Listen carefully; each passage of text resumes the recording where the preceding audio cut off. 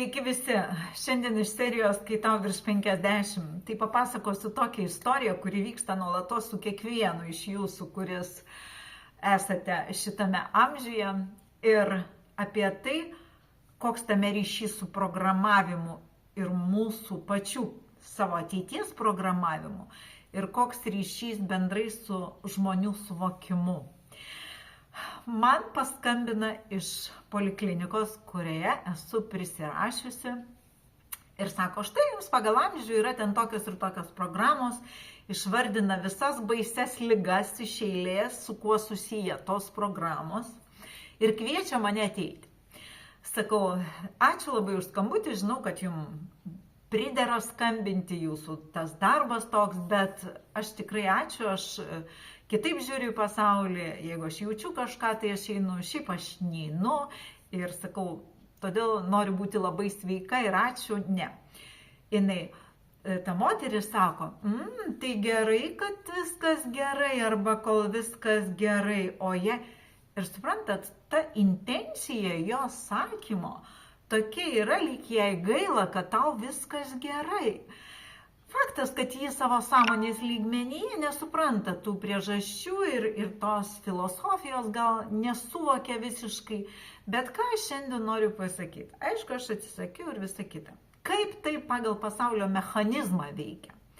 Ir kada tai kelia riziką žmogaus sveikatai, o kada ne? Tai kelia riziką žmogaus sveikatai tada, kada žmogus jaučia, kad kažkas yra negerai, nieko pats dėl to nedaro ir neina kreiptis į gydytojus. Tada yra rizika. Bet jeigu žmogus jaučia, pradeda pats kažką daryti ir keisti, pradeda tvarkytis, jis gali apsieiti be gydytojo.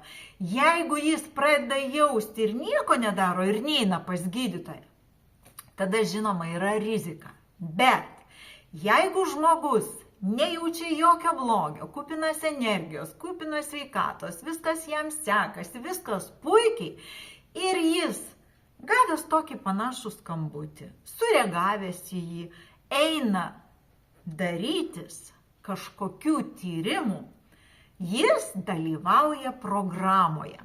Įsiklausykite į žodį, jis dalyvauja programoje, reiškia, jis yra įrėminamas į rėmelį arba tą stereotipą ligonio, nes tai yra ligonių kasų, sveikatos prevencijos, visokios šitos programos.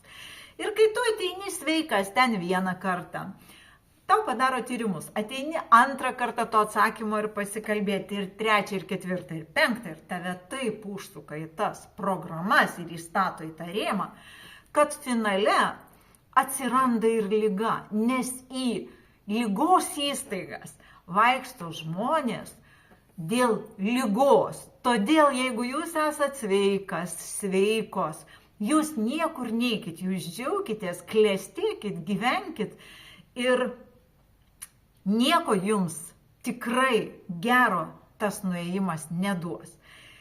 Gyvenimą reikia sukti į kurią nors pusę, kai kliūva, kai viskas teka, leiskit tekėti, pažiūrėkit upės, užtvenkit upę, kiek jį turi energijos, jį pratekės kitur, bet jūs sugriausit visą infrastruktūrą aplinkinę, jeigu užtvenksit upę.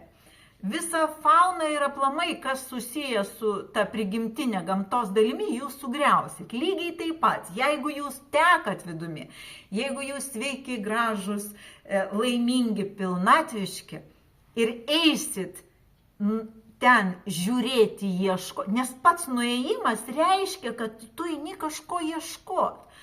O jeigu tu eini ieškoti, tu visada rasi, tai yra visatos veikimo principai. Netgi toj religijoje, kuri yra baisiausiai ydinga, pasakyta yra tai, kad jeigu tu belsi, tau atidarys. Kai mes kalbam apie šitą modelį, pritaikykim jį šitoj vietoj. Nebelskit ten, kur nenorit, kad jums atidarytų. Ačiū labai.